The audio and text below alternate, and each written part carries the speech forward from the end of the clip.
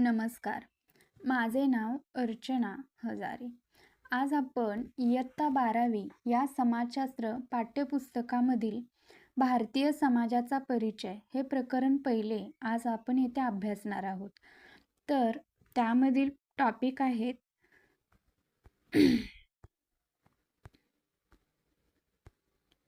प्राचीन आणि मध्ययुगीन भारत, वसाहतकालीन भारत आणि स्वातंत्र्योत्तर काळातील भारत. भारत प्रस्तावना. समाजशास्त्राचे विद्यार्थी या नात्याने तुम्ही हे मान्य कराल की समाजशास्त्राचा भर मानवी सामाजिक वर्तनाच्या संदर्भातील काय, कसे आणि का यासारख्या प्रश्नांचा धुंडोळा समजून घेण्यावर असतो.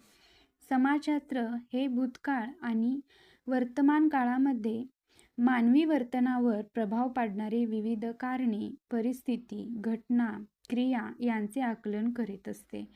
आपण ज्या अनेक सामाजिक नातेसंबंधामध्ये गुंतलेलो असतो त्यानुसार आपले वर्तन आकार घेत असते. त्यामध्ये आपली विचारसरणी आणि कृती, प्राधान्यक्रम, आवडीनिवडी, पूर्वग्रह, श्रद्धा, आचार आणि दैनंदिन जीवनात आपण ज्यांचे अनुसरण करतो असे धार्मिक विधी यानुसार अनेक गोष्टींचा समावेश आहे.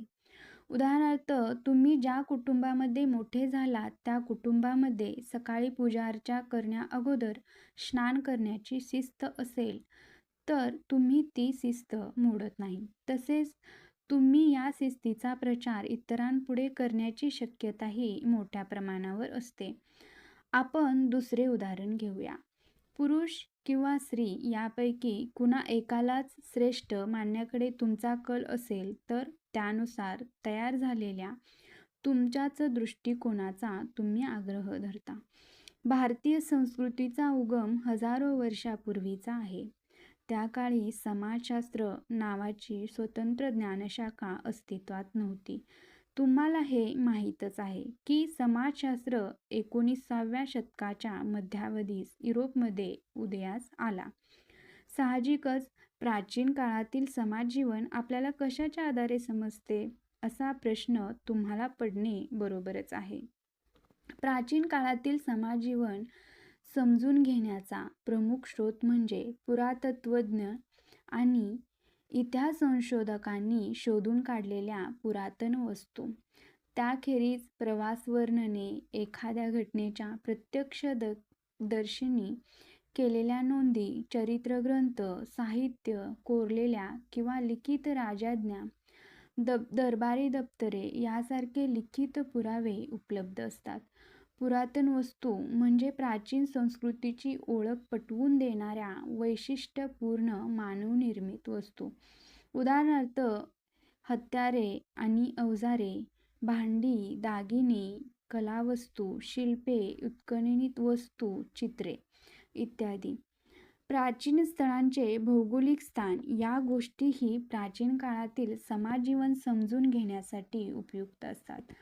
आधुनिक तंत्रज्ञानाच्या आधारे या प्राचीन अवशेषांचे वय निश्चित करणे आणि इतर गुणधर्मांचे विश्लेषण करता येते. अशा पद्धतीने केलेल्या संशोधनातून प्राचीन समाजाचे पुनर्चित्र उभे करता येते. त्यातून दिसणाऱ्या विविध पैलूंच्या आधारे आपले प्राचीन संस्कृतीविषयींचे आकलन स्पष्ट झालेले आहे. एखाद्या हजारो वर्षापूर्वीच्या संस्कृतीचे वर्णन सारांशाने करणे ही अत्यंत कठीण गोष्ट आहे. तरीही भारतीय संस्कृतीच्या ज्या विशिष्ट पैलूमुळे भारतीय लोकांची जडणघडण झाली त्याबद्दल खूप काही शिकता येणे शक्य आहे.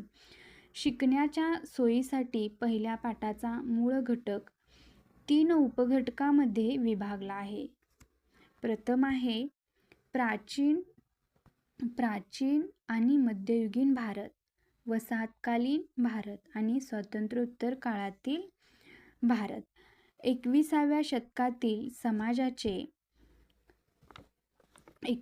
शतकातील समाजशास्त्राचे विद्यार्थी या नात्याने पुढे दिलेल्या माहितीचे धागेदोरे तुम्ही व्यवस्थित समजून घ्याल, त्यांचे मनन कराल, त्यांचे मर्म जाणून घ्याल, तसेच त्यांची चिकित्साही कराल अशी अपेक्षा आहे. अर्थातच हे करण्यासाठी ऐतिहासिक चौकटीतून उपलब्ध असलेल्या माहितीच्या आधारे माहितीचा उपयोग करून काही हजार वर्षांचा भूतकाळातील प्रवास करणे अपरिहार्य आहे. त्यातून हाती लागलेल्या काही वैशिष्ट्यपूर्ण पैलू आणि महत्त्वपूर्ण घटक टप्प्यांच्या आधारे मानवी जीवन पद्धतीचे असंख्य प्रकार, सामाजिक, पर्यावरणीय हितसंबंध, आचारपद्धती, धार्मिक विधी, झालेले अन्याय, चुका, मानवी स्थलांतरे तसेच हे सर्व घडण्यासाठी आवश्यक असलेले घटक याबद्दल तुम्हाला आश्चर्य वाटल्याखेरीज राहणार नाही.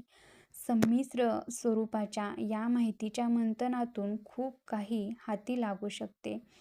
आपली भूतकाळासंबंधीची जाणीव आपला वर्तमान काळ घडवत असतो आणि त्यातूनच आपल्या विचारांची आणि वर्तणुकीची दिशा निश्चित होत असते. हे निःसंशय आहे. आपली जडणघडण कशी झाली आहे हे समजून घेत असताना जी नवी अंतर्दृष्टी तुम्हाला प्राप्त होईल त्या आधारे तुमचा उत्साह वाढेल. कारण तुम्हाला भूतकाळाकडून मिळालेल्या विविधांगी वारसाचे तसेच तुमचे वर्तमान आणि नजीकचा व दूरस्थ भविष्यकाळ या सर्वांची असंख्य पाळेमुळे किती खोलवर रुजलेली आहे याची कल्पना तुम्हाला येईल. तर आपण प्रथम टॉपिक बघूया, प्राचीन आणि मध्ययुगीन भारत. इथे दिलेल्या कालरेषेच्या आधारे भारताच्या प्राचीन इतिहासाचे विभाजन वेगवेगळ्या कालखंडात कसे केले जाते याची साधारण कल्पना तुम्हाला येऊ शकेल. या कालरेषेत दर्शवलेली वर्षे ही अचूक नाहीत तर साधारणपणे दर्शवलेली आहेत. तुमच्या शालेय विद्यार्थी दशेत या ऐतिहासिक कालखंडाचा आणि त्यातील इतिहासाचा अभ्यास तसेच त्यासंबंधीच्या चर्चा केल्याचे तुमच्या स्मरणात असेलच. मग समाजशास्त्राचे विद्यार्थी म्हणून आपण सामाजिक इतिहासाच्या वाचनातून नेमके काय समजून घेणार आहोत? समाजशास्त्राच्या या वर्षीच्या अभ्यासक्रमात काही निवडक वैशिष्ट्यपूर्ण पैलूंच्या आधारे आपण प्राचीन आणि मध्ययुगीन काळातील भारतीय समाज कसा होता हे जाणून घेणार आहोत. त्यामध्ये खालील सूत्ररूप गोष्टींचा समावेश आहे. धार्मिक श्रद्धाप्रणाली आणि आचार.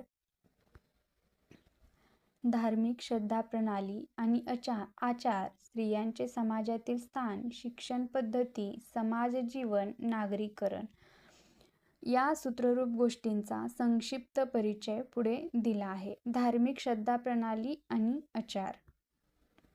धार्मिक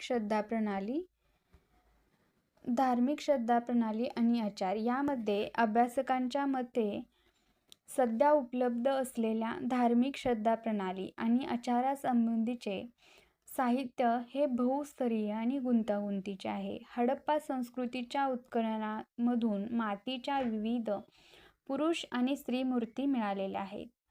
त्या देवतांच्या मूर्त्या आहेत असे सर्वसाधारणपणे समजले जाते, परंतु तत्कालीन देवालये किंवा मूर्तिपूजा यांचा सुनिश्चित पुरावा मिळालेला नाही. नंतरच्या वैदिक संस्कृतीमध्ये सूर्य, पर्जन्य, जल, वादळ अशा अनेक नैसर्गिक घटकांना देवतास्वरूप मानून त्यांची प्रार्थना केली जाई. कालांतराने इंद्र, अग्नी यासारख्या देवांना महत्त्व प्राप्त झाले. स्थानिक अवैदिक समूहांच्या स्वतःच्या श्रद्धाप्रणाली होत्या.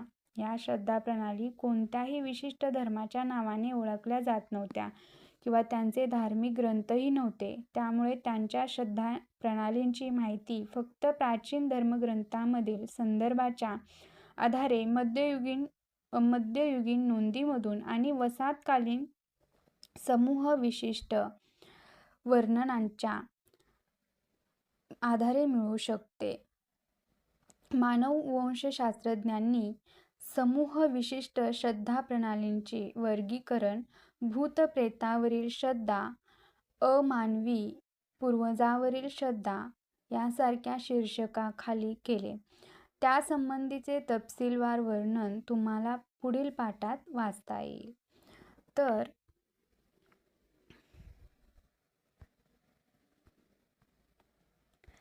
हडप्पा संस्कृती ही हडप्पा संस्कृतीचा कार्यकाळ हा इसवी सन पूर्व 1600 ते 1500 आहे. वेदकालीन भारत इसवी सन पूर्व 1500 ते 500 आहे आणि दुसरे नागरीकरण हे इसवी सन पूर्व 500 ते 200 आहे. अभिजात काळ हा इसवी सन पूर्व 200 ते 650 आहे आणि मध्ययुगीन भारत हा 650 ते 1500 आहे. तर येथे आपण हडप्पा संस्कृतीचा कार्यकाळ, वेदकालीन भारताचा कार्यकाळ, दुसरे नागरीकरणाचा कार्यकाळ, अभिजात काळ आणि मध्ययुगीन भारत काळ हा अभ्यासणार आहोत. तर याची माहिती, हा कालावधी आणि यांचे सनावळ्या आपल्याला इथे दिलेले आहेत. तर आपण मध्ययुगीन हडप्पा संस्कृतीमध्ये हडप्पा पुरातत्वीय उत्खननामधील हे एक चित्र आपल्याला दिलेले आहे इथे. तर मानववंशशास्त्र मध्ये आपण युरोपीय नसलेल्या विदेशी समाज आणि संस्कृतीच्या अभ्यासाची गरज निर्माण झाल्यामुळे वसाहत काळामध्ये मानववंशशास्त्राचा उदय झाला. मानववंशशास्त्र हे भौतिक मानववंशशास्त्र, सामाजिक किंवा सांस्कृतिक मानववंशशास्त्र अशा 2 विस्तृत शाखांमध्ये विभागलेला आहे. वसाहतीक अभ्यासाचा भाग म्हणून मानववंशशास्त्राचे टीकाकार एडवर्ड सैद यांनी प्राच्य विद्याशाखेचा अभ्यास केला आहे. एडवर्ड सैद यांनी प्राच्य विद्याशाखेचा अभ्यास केलेला आहे. आता आपण हिंदू जीवन पद्धतीच्या संदर्भातील श्रद्धाप्रणाली आणि धार्मिक आचार यांची माहिती अनेक वैदिक ग्रंथांमधून मिळते. त्यातील काही लिखित स्वरूपातील आहेत तर काही मौखिक परंपरेने जपलेले आहेत. त्यामध्ये वेदसंहिता, उपवेदे, वेदांगे, ब्राह्मण ग्रंथे, अरण्यके आणि महाकाव्ये यांचा समावेश होतो. आपल्याला लिखित स्वरूपातील काही मौखिक परंपरेने जपलेले काही जे पुरावे आहेत त्यामध्ये ज्या वेदसंहिता आहेत त्या वेदसंहितेमध्ये उपवेद आहेत, वेदांगे आहेत, ब्राह्मण ग्रंथ आहेत, अरण्यके आहेत आणि महाकाव्ये यांचा समावेश. तर वैदिक संस्कृतीचा काळ हा पूर्व वैदिक काळ म्हणतात. तो सुमारे इसवी सन पूर्व 1500 ते 1000 वर्षे आणि उत्तर वैदिक काळ असा आहे इसवी सन पूर्व सुमारे 1000 ते 500 वर्षे अशा 2 कालखंडामध्ये विभागलेला आहे. कारण या 2 कालखंडाच्या दरम्यान अनेक बदल घडून आलेले आपल्याला पाहायला मिळतात. त्या बदलांची चर्चा ओघाओघात होईलच असं आपल्याला इथं सांगितलेलं आहे. तर पुराणे आणि धर्मशास्त्रावरील ग्रंथांमधून हिंदूंच्या आचारपद्धतीचे आणि सामाजिक वर्तनाच्या नियमाचे वर्णन केलेले आहे. हे नियम कर्म सिद्धांत यावर आधारलेले आहेत. त्यालाच कार्यकारण परंपरेचा सिद्धांत असे म्हटले जाते. करावे तसे भरावे. काय आहे? करावे तसे भरावे ही म्हण तुम्हाला परिचित असेलच. जन्म मृत्यूच्या चक्रावर हिंदूंचा विश्वास असतो. त्यानुसार व्यक्तीच्या एका जन्मातील कर्मसंचित पुढील जन्माचा आलेख निश्चित करतो. जीवात्मा हा मोक्षप्राप्ती होईपर्यंत पुन्हा पुन्हा जन्म आणि पुन्हा पुन्हा मृत्यू या चक्रामध्ये अडकलेला असतो. हिंदू व्यक्तीच्या आयुष्यात 4 पुरुषार्थ म्हणजे उद्दिष्ट आपल्याला सांगितलेले आहे. त्यामधील धर्म, अर्थ, काम आणि मोक्ष. धर्मामध्ये फलाची आशा न धरता निरपेक्ष वृत्तीने विहित कर्मे करत राहणे. अर्थमध्ये विहित मार्गाने संपत्ती मिळवणे. काममध्ये विहित मार्गाने शारीरिक सुखाची आणि आनंदाची प्राप्ती करून घेणे. मोक्षमध्ये जन्ममृत्यूच्या फेऱ्यातून सुटका मिळवण्याचे आयुष्यातील परमोच्च ध्येय हे मोक्षमध्ये येते. तर विविध अभ्यासक आणि संशोधक यांनी मांडलेल्या मतानुसार पूर्ववैदिक काळातील समाज हा व्यवसायाधिष्ठित सामाजिक वर्णपद्धतीच्या या पद्धतीची चर्चा पुढे केली जाईलच. आता या बाबतीत ताठर नव्हता. कशा बाबतीत? तर पूर्ववैदिक काळातील समाज हा व्यवसायाधिष्ठित सामाजिक वर्णपद्धतीच्या बाबतीत ताठर नव्हता. मात्र काही काळाने वर्णपद्धतीत अधिकाधिक ताठर सीमा निर्माण झाल्या आणि जातीव्यवस्था निर्माण झाली. त्याचे रूपांतरच उच्च-नीचतेच्या स्तरामध्ये विभागलेल्या रचनेत झाले.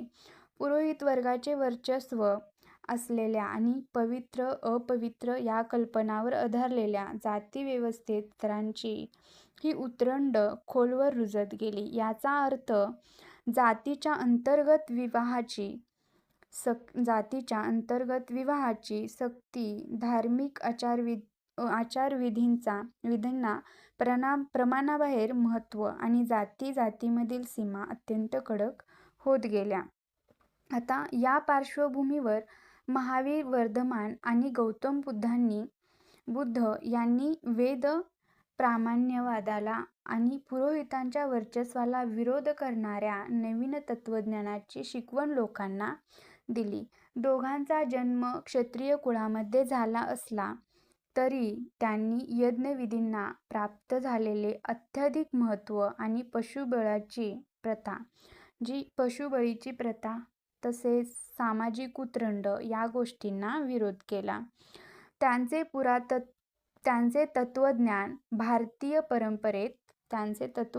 भारतीय परंपरेत बौद्ध धर्म आणि जैन धर्म म्हणून रूढ झाले.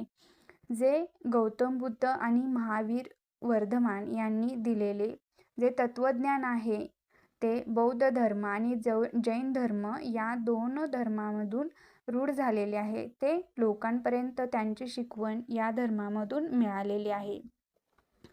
जैन धर्माची परंपरा अत्यंत प्राचीन असल्याचे समजले जाते.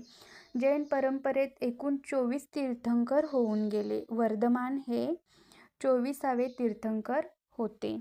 तर हिंदू परंपरेप्रमाणे जैन परंपरेतही कर्म सिद्धांताला महत्त्व प्राप्त आहे, मान्यता आहे. मात्र अहिंसा आणि तपस या दोन तत्त्वांचा जैन जीवनपद्धतीत अत्यंत महत्त्व आहे. वर्धमान महावीरांनी त्यांच्या उपदेशात देव या संकल्पनेचा समावेश केलेला नाही. त्यांनी निर्वाण या तत्त्वावर भर दिला. त्यांनी लोकांना उपदेश करताना अर्धमागधी कोणती भाषा? अर्धमागधी या लोकभाषेचा उपयोग केलेला आहे. आता आपण जाणून घेऊया. जैन परंपरेमध्ये पूजनीय मानल्या जाणाऱ्या 16 स्त्रियांमधील द्रौपदी, कौसल्या, सीता, कुंती आणि दमयंती या हिंदू परंपरेमध्येही महत्त्वाचे स्थान आहे. आता वैदिक परंपरेत यज्ञविधी आणि पशुबळी यांना तर जैन परंपरेत व्रतस्थ जीवनपद्धतीच्या दैनंदिन नियमांना महत्त्व देण्यात आले आहे. गौतम बुद्धांनी 4 आर्य सत्ये आणि अष्टांग मार्ग यावर आधारित मध्यम मार्गाचा उपदेश केलेला आहे. जैन परंपरेप्रमाणेच गौतम बुद्धांनाही देव ही संकल्पना मान्य नव्हती. त्रिपिटक हे बौद्ध धर्माचे पवित्र ग्रंथ पाली या लोकभाषेत लिहिलेले आहे. गौतम बुद्धांनी भिक्खू संघ स्थापन केला आणि भिक्खू संघाला अत्यंत महत्त्वाचे स्थान दिले आहे. व्यक्तिगत आणि सामाजिक पुनरुत्थानासाठी आवश्यक अशी पार्श्वभूमी निर्माण करणे हे भिक्खू आणि भिक्खू संघाचे महत्त्वाचे कार्य होते. सामाजिक पुनरुत्थानासाठी आवश्यक अशी पार्श्वभूमी निर्माण करणे हे भिक्खू आणि भिक्खू संघाचे महत्त्वाचे कार्य होते. आता आपण जाणून घेऊया की भारतीय तत्त्वज्ञानातील जैन आणि बौद्ध या तत्त्वज्ञानाला नास्तिक म्हणजे ईश्वराचे अस्तित्व अमान्य करणारी म्हटले जाते. उरलेल्या तत्त्वज्ञानामध्ये दर्शनांमधील चार्वाक दर्शन तसेच आजीविका या पथांचा अपवाद वगळता भारतीय तत्त्वज्ञान आणि पंथ आस्तिक म्हणजे ईश्वराचे अस्तित्व मान्य करणारी आहेत असे मानले जाते. आता चार्वाक दर्शन आणि आजीविका पंथ हेही भारतीय तत्त्वज्ञानाच्या परंपरेचा भाग आहेत. चार्वाकाचे तत्त्वज्ञान हे अनिश्वरवाद आणि ऐहिक विचारसरणीच्या पायावर उभारलेले आहे. आजीविक पंथाचा उगम